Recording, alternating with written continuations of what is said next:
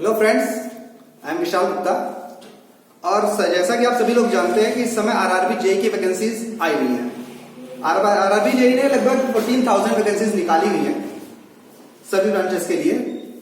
लेकिन मैं अभी आपको इसके बारे में रजत सर ने आपको काफी डिटेल में बता चुके हैं ऑलरेडी कि कैसे कैसे एग्जाम पैटर्न है और क्या क्या उसमें आएगा। मैं आपको सिर्फ आपका टेक्निकल पोर्शन कवर करूंगा जो कि रिलेटेड है इलेक्ट्रिकल इंजीनियरिंग से।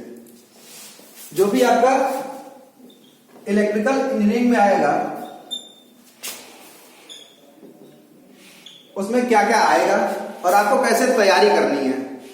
इवन सिर्फ मैं टोटली आरआरबी जेईई पे ही फोकस करके आपको पढ़ाऊंगा। आपको बस साथ में आपको पढ़ना है। जो आपको डेली पढ़ाया जाएगा, आपको डेली 6 बजे ये लेक्चर मिलेगा। आपको 6 बजे डेली इस लेक्चर को देखना है और उसके बाद में सिर्फ आपको बाद में उसकी पे प्रैक्टिस करनी है। बस उतना ही आपको कवर करना है। अगर आप इतना कर लेंगे तो आपका 110% आपका एग्जाम क्रैक हो जाएगा। क्योंकि अब इसके लिए क्या है कि इन्होंने सिलेबस दिया हुआ है इलेक्ट्रिकल का आप लोगों ने ऑलरेडी देखा होगा। फिर मैं की पॉइंट इसके बता दूं कि इसमें जो दिया गया है सिलेबस में, इसमें टोटली कोर इलेक्ट्रिकल ही दिया गया है। हम लोग वैसे तो बहुत कुछ पढ़ते हैं, इलेक्ट्रॉनिक्स भी पढ़ते हैं, सब कुछ पढ़ते हैं, लेकिन हमें सिर्फ कोर इलेक्ट्रिकल ही दिया गया है जो में एग्जाम में आएगा CBT 2 में, और जो लगभग अभी से होगा 6 से 8 महीने बाद। अभी हमारे पास इसलिए बहुत सारा टाइम है क्योंकि हम लोग वैसे तैयारी चलती रहती है हम लोगों की, और हम लोग पढ़ते भी हैं क्योंकि तैयारी चल रही है। एग्जाम आते हैं, एग्जाम देते हैं। कोई भी इस समय जो प्रेजेंट में सिनेरियो चल रहा है, एग्जाम आता है 2 महीने के बाद में वो एग्जाम कंडक्ट हो जाता है। स्पेशली किसी एग्जाम के लिए फोकस करके मैं तैयारी करने का इतना मौका नहीं मिल रहा है। लेकिन ये जो आरआरबी जेईई का एग्जाम आया है, इसके लिए आपको पूरा का पूरा 8 से 9 महीने का टाइम अगर आपको दे रहे हैं तो मुझे नहीं लगता इससे ज्यादा कहीं पे आपको टाइम मिलेगा। और इसमें 2 स्टेज चूंकि हो रही है, पता है सभी को। CBT 1 में आपको सिर्फ स्क्रीनिंग करना है, क्लियर करना है। उसका कोई भी मार्क्स आगे आपके स्कोर में नहीं जुड़ेगा। सिर्फ CBT 2 आपको क्लियर करना है, जिसमें CBT 2 में आपका स्कोर देखा जाएगा। CBT 2 के लिए ही मैं आपको इलेक्ट्रिकल के सारे के सारे जो भी सब्जेक्ट्स हैं उन पे आपको बताऊंगा। सबसे पहले जो सब्जेक्ट्स इन्होंने दे रखा है नंबर 1 पे बेसिक इलेक्ट्रिकल, बेसिक कॉन्सेप्ट्स दे रखा है नाम से, बेसिक कॉन्सेप्ट्स। बेसिक कॉन्सेप्ट में इन्होंने क्या दिया है? इन्होंने कुछ भी नहीं दे रखा है। इन्होंने दे रखा है कि आपको ये रेजिस्टेंस क्या होता है, इंडक्टेंस और कैपेसिटेंस क्या होती है, सिर्फ इतना पूछा है। और दे रखा है वोल्टेज, करंट, पावर और एनर्जी। इन चीजों के बारे में ब्रीफ नॉलेज के बारे में इन्होंने बताया है, और इन सभी पे किन किन चीजों का इफेक्ट पड़ता है। जो भी फैक्टर्स हमारे होते हैं जो इनको इफेक्ट करते हैं वो हमें देखना है बस। इसके बाद इन्होंने जो दूसरा टॉपिक दे रखा है उसमें लिखा हुआ है AC फंडामेंटल। मैं आपको जो टॉपिक्स बता रहा हूं उनके हिसाब से नहीं बता रहा हूं, मैं बता रहा हूं जिस हिसाब से आपको पढ़ना है, क्योंकि कई टॉपिक्स हैं जो आपको एक साथ कवर करने होंगे। ठीक है। AC फंडामेंटल में वैसे तो सभी लोग जानते हैं, इन्होंने जो दे रखा है, इन्होंने सिर्फ और सिर्फ जो भी हम वोल्टेज करंट निकालते हैं उनकी RMS वैल्यूज के बारे में, एवरेज वैल्यू के बारे में, बाकी पीक फैक्टर, फॉर्म फैक्टर जो भी होता है, और बाकी इन्होंने जो दिया है वो RLC सर्किट के बारे में इन्होंने पूरा डिटेल्ड सिलेबस दिया हुआ है, जिसमें आपका रेजोनेंस भी आ जाता है, रेजोनेंस।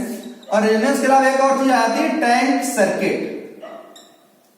हालांकि नॉर्मली टैंक सर्किट हम लोग जल्दी कहीं नहीं पढ़ते हैं, लेकिन टैंक सर्किट यहां पे भी दिया हुआ है। और इसके अलावा जो दिया हुआ है, जो पोर्शन इन्होंने दिया है पॉलीफेज सर्किट। पॉलीफेज सर्किट में नथिंग, मेनली सिंगल फेज और 3 फेज सर्किट ही हम लोग यूज करते हैं उन्हीं का। और 3 फेज का आपस में लाइन और वोल्टेज फेज में जो भी कन्वर्जन्स होते हैं वो देखे जाएंगे। और एक टॉपिक जो इसका है वो AC फंडामेंटल का ना कहेंगे हम लोग नेटवर्क का कह सकते हैं, जो कि हमारा है star delta conversion.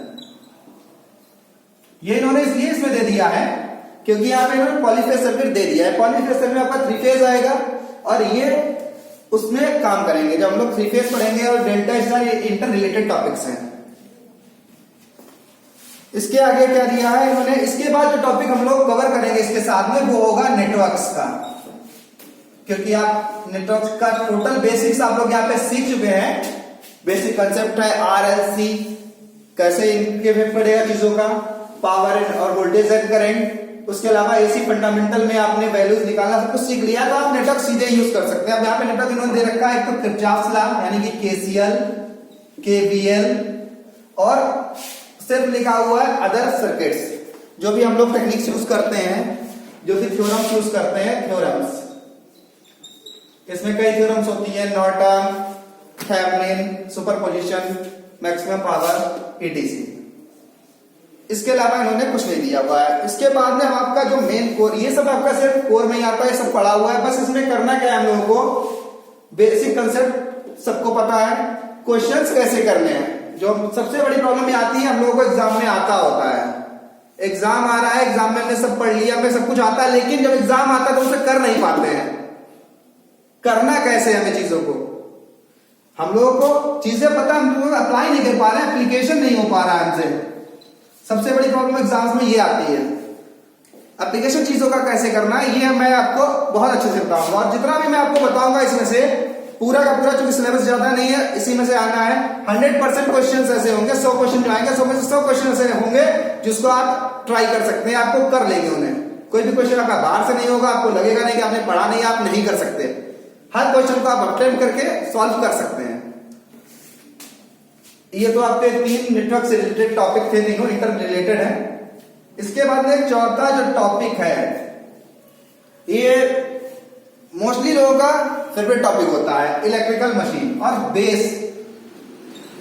Electrical machines. Electrical machine में क्या है, सब कुछ इन्होंने पूछा हुआ है, इन्होंने दे रखा है। इन्होंने इलेक्ट्रिकल मशीन को 2 पार्ट में डिवाइड कर दिया है, सिंक्रोनस मशीन अलग कर दी है, बाकी मशीन अलग कर दी है। जिसमें आपके सबसे पहले ट्रांसफार्मर, उसमें सिंगल फेज एंड 3 फेज दोनों पूछे जाएंगे। ट्रांसफार्मर में सब कुछ है, कंस्ट्रक्शन इसका, test, efficiency, regulation and everything. उसके बाद में होगा डीसी मशीन्स। डीसी मशीन में भी सब कुछ दिया हुआ है, कंस्ट्रक्शन से लेके प्रिंसिपल ऑफ ऑपरेशन और सारी सी कैरेक्टरिस्टिक और स्पीड रेगुलेशन वगैरह सब। उसके बाद इन्होंने दिया है इंडक्शन मोटर।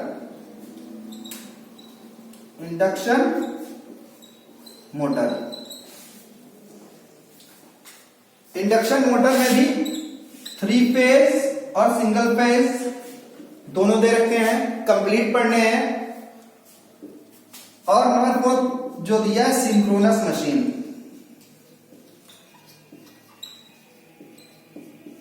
सिंक्रोनस मशीन इसमें भी सेम, सभी इसमें हम लोगों को कंस्ट्रक्शन, उसका प्रिंसिपल, उसके कैरेक्टरिस्टिक सब कुछ पढ़ना है। क्योंकि ये जो टॉपिक है, आपके अगर 100 क्वेश्चन आ रहे हैं तो कम से कम आपके 20 से 25 क्वेश्चन इस टॉपिक से ही आएंगे। और ये मेन आपके 4 सब्जेक्ट का एक मेन हिस्सा है। अब इसके बाद में जो हम लोग के टॉपिक्स बचे हैं वो क्या है,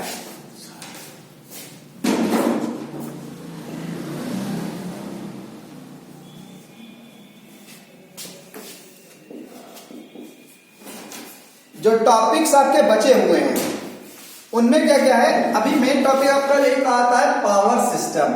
सभी अवेयर हैं और सभी ने बहुत अच्छे से पढ़ा होगा, I hope. Number 5 power system. क्योंकि जो कहा जाता है इलेक्ट्रिकल में सबसे जो 2 ही टॉपिक होते हैं, एक होता है मशीन, दूसरा होता है पावर सिस्टम। इनके बिना इलेक्ट्रिकल कुछ भी नहीं है, यही है सब कुछ। इवन अगर आपका परसेंटेज देखा जाए तो मे बी 60 to 70% इसमें ही हम लोग जाएंगे और कहीं नहीं जाते हैं। यही पूरा हमारा कोर है। अब इसके बाद में हम लोग इसमें पूछना क्या, इन्होंने जो दे रखा है उसमें तो वैसे तो सब कुछ कवर किया हुआ है, छोड़ा इन्होंने कुछ भी नहीं है। जनरेशन एंड डिस्ट्रीब्यूशन है। और इसके बाद में क्या दिया है इन्होंने कि फॉल्ट एनालिसिस। फॉल्ट एनालिसिस दिया हुआ है। पावर फैक्टर इंप्रूवमेंट भी दिया हुआ है।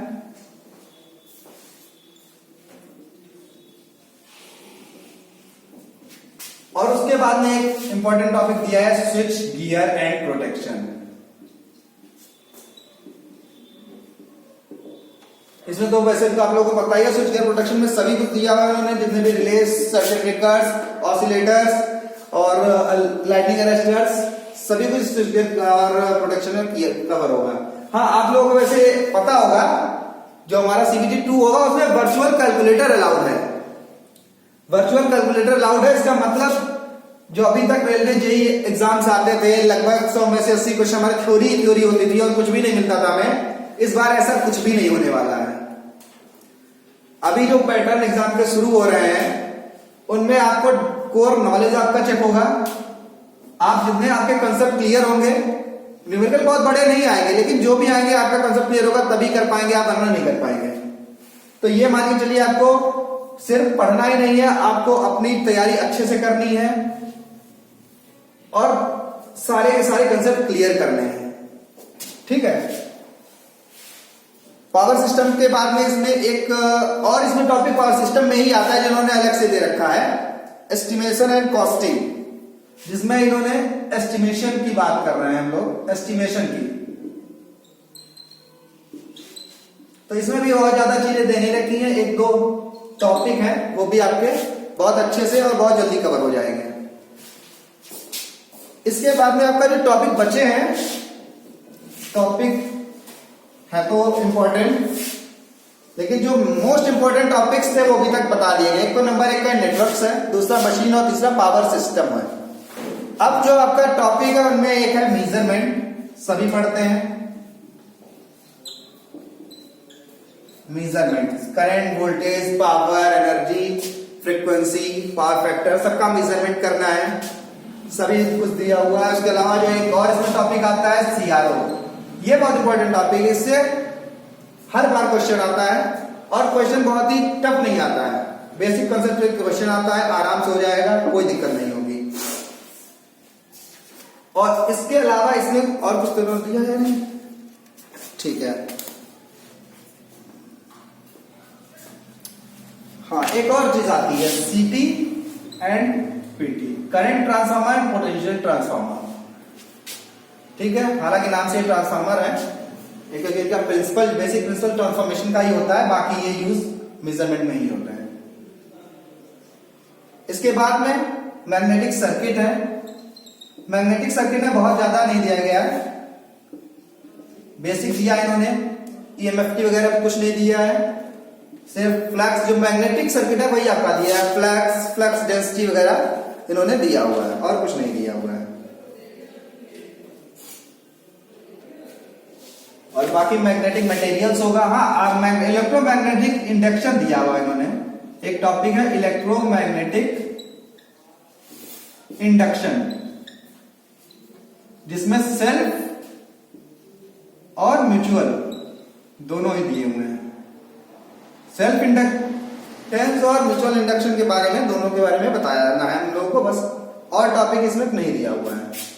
जो EMFT हमारी होती है इलेक्ट्रोमैग्नेटिक फील्ड थ्योरी, उससे रिलेटेड कुछ भी नहीं दिया है। इसके बाद में जो टॉपिक है वो हमारे इलेक्ट्रिकल का लास्ट टॉपिक कह सकते हैं, यूटिलाइजेशन ऑफ इलेक्ट्रिकल एनर्जी।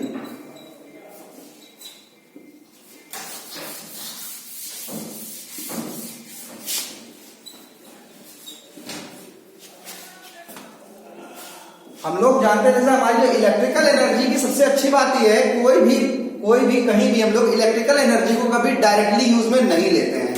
बाकी जितनी भी एनर्जी हो, मैकेनिकल एनर्जी हो, हीट एनर्जी हो, सभी हम लोग डायरेक्टली यूज करते हैं, ठीक है। लेकिन इलेक्ट्रिकल एनर्जी को हमेशा हमें दूसरी फॉर्म में यूज करते हैं, कभी यूज नहीं करते। ये हमेशा दूसरी एनर्जी के लिए बेस के तौर पे काम करती है। चाहे हमें अगर ठंडी लग रही है, हमें हीटर चाहिए, तो हमें क्या चाहिए, हीटिंग एनर्जी, लेकिन हमारे पास अवेलेबल होती है इलेक्ट्रिकल एनर्जी। हमें क्या चाहिए, हमें गर्मी लग रही है, पंखा चलाया, हमने फैन चलाया, फैन क्या करता है, मैकेनिकल एनर्जी देता है, लेकिन कहां से देता है, इलेक्ट्रिकल एनर्जी से। हमें चाहिए दूसरी एनर्जी, लेकिन ये क्या है, बेस है हमारी इलेक्ट्रिकल एनर्जी। तो इसका यूज हम लोग कैसे कर रहे हैं, यूटिलाइजेशन ऑफ इलेक्ट्रिकल एनर्जी, ये जानना बहुत जरूरी है। तो सब ये इन्होंने यही बताया हुआ है इसमें कि कैसे इलेक्ट्रिकल हीटिंग है, इलेक्ट्रिकल हीटिंग में यूज करते हैं,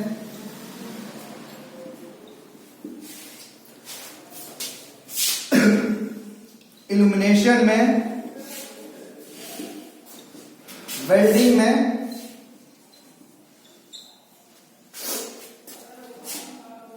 इलेक्ट्रोप्लेटिंग, और जो इन्होंने लास्ट टॉपिक दिया है वो मोस्ट इंपॉर्टेंट टॉपिक है, जो क्वेश्चन आएगा अगर इस टॉपिक से आता है तो 50% चांसेस उस टॉपिक से आने के, जिसे हम लोग बोलते हैं इलेक्ट्रिक ड्राइव्स। इलेक्ट्रिक ड्राइव्स, ठीक है। और ये सारी चीजें जो भी आपको कंटेंट दिया जाएगा वो टोटली आपका आरआरबी से रिलेटेड ही होगा, जो एग्जाम में आने के 100% चांसेस होंगे। फोकस तैयारी कराएंगे आपको आरआरबी की, ताकि आपका एग्जाम क्लियर हो। और लास्ट टॉपिक जो दे रखा है वो है बेसिक इलेक्ट्रॉनिक्स। सभी ने थोड़ा बहुत पढ़ा होता है इलेक्ट्रॉनिक्स का, बेसिक इलेक्ट्रॉनिक्स है। बेसिक इलेक्ट्रॉनिक्स में क्या है, इन्होंने दिया हुआ है, कुछ भी नहीं दिया है इसमें। इन्होंने दिया है पीएन जंक्शन के बारे में,